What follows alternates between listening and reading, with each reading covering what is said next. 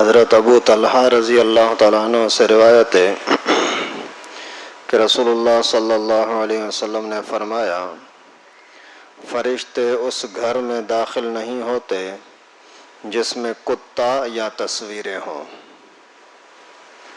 جس گھر کے اندر کتے رکھے ہوں یا تصویریں لگائی ہوں تو وہاں رحمت کے فرشتے داخل نہیں ہوتے۔ پیغمبر کریم صلی اللہ علیہ وسلم نے کتے کو پلیت جانور قرار دیا ہے۔ یہاں تک ایک حدیث مبارکہ میں آتا ہے کہ اگر کتا کسی برتن کے اندر منہ ڈال دے، پانی کا ٹب بھرا ہوا ہے، اس نے منہ اس میں لگا دیا، تو ویسے تو ہر پلیتی کو 3 مرتبہ دھویا جاتا ہے، لیکن کتا اگر منہ ڈالے تو 7 مرتبہ دھویا کرو۔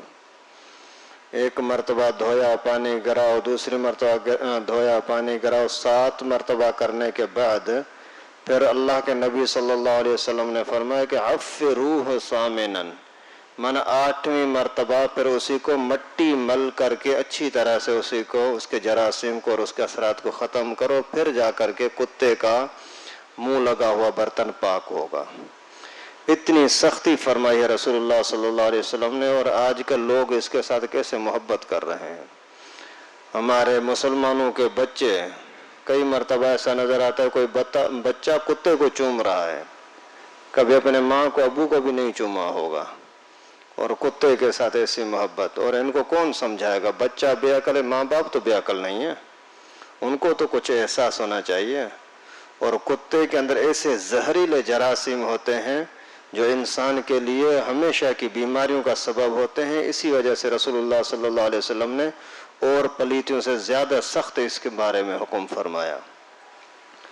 اور آج کل فیشن باقاعدہ بڑے بڑے بنگلوں کے اندر کوئی انسان اگر دروازے پر آ جائے ان کو روٹی نہیں کھلائیں گے، لیکن کتے کو اس کے لیے الگ بیڈ بنایا ہوگا کہ یہاں کتا سوئے گا۔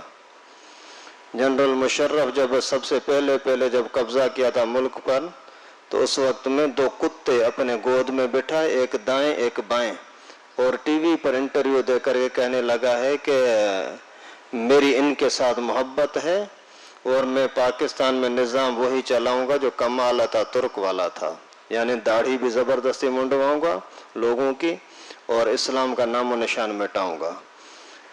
تو یعنی یہ ان کے مکر اور سازشیں ہیں، لیکن اللہ تبارک و تعالیٰ ان کو توڑنے والا ہے۔ خیر، کہنے کا مقصد یہ کہ اتنے بڑے لوگ بھی کتے کے ساتھ اتنی محبت۔ بڑے علاقوں میں کبھی ڈیفنس میں جاؤ تو لڑکی کتے کو لے کر کے اپنے ساتھ گھوم رہی ہے۔ لعنت تو اسی زندگی پر، یہ بھی کوئی انسانیت ہے؟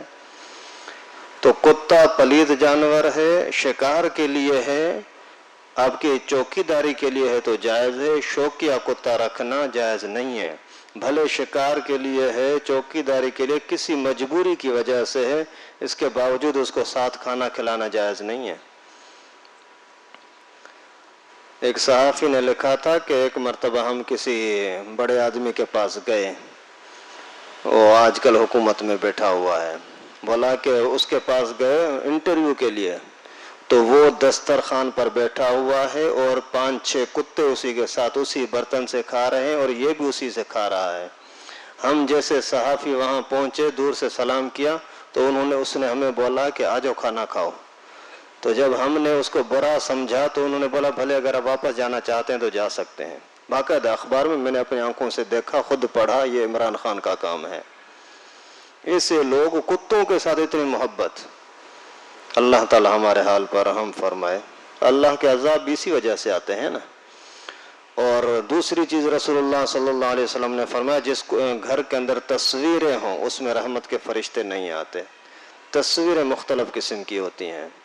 سب سے پہلے نمبر پر جو بت رکھو عظمت کے ارادے سے، جیسے ہندوؤں کے گھروں میں پڑے ہوتے ہیں، ایسا رکھنے والا بندہ بھلے مسلمان ہو کوئی بھی، اگر برکت اور عظمت کی خاطر کوئی بت بنا کر کے گھر میں رکھا، یہ بندہ کافر ہو جائے گا، اس کا ایمان اسلام سب ختم۔ اور دوسرا یہ ہے کہ بت ہی ہے لیکن عظمت آپ کے دل میں نہیں ہے۔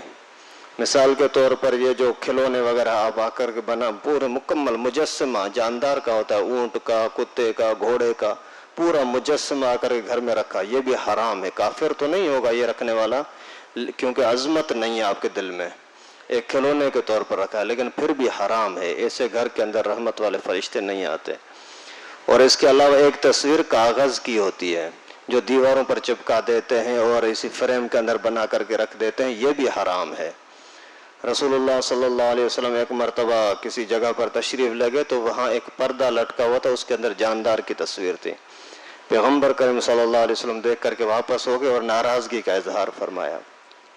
फिर जब वो पर्दा उतार दिया गया तो फिर तशरीफ लाए और अल्लाह के नबी सल्लल्लाहु अलैहि वसल्लम ने फरमाया, जिस घर के अंदर कुत्ता हो या तस्वीर हो वहाँ रहमत के फरिश्ते नहीं आते।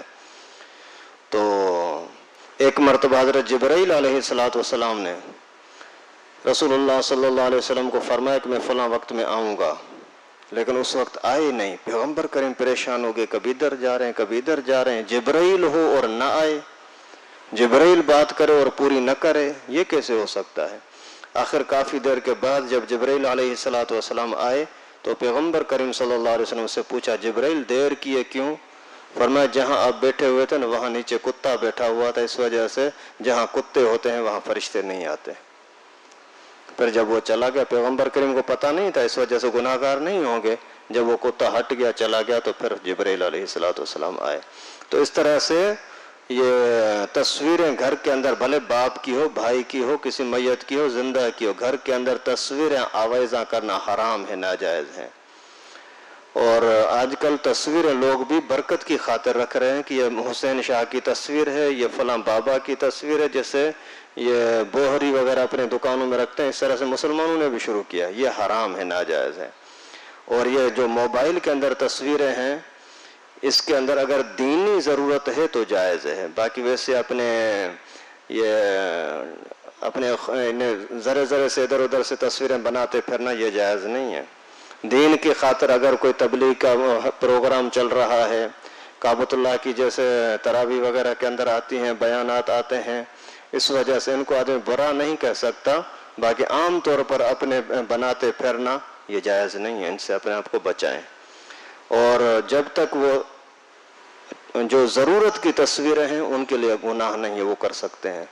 शनाख्ती कार्ड की तस्वीर है या नोट के ऊपर तस्वीर है, ये ज़रूरत है, मजबूरी है, इसकी इजाज़त है। बाकी शौकिया तस्वीरें लगाने की, रखने की, बिल्कुल बाहर चस्पा करना कहीं दीवार पर, यह तो बिल्कुल नाजायज़ है, लेकिन मोबाइल में रखना भी सही नहीं है।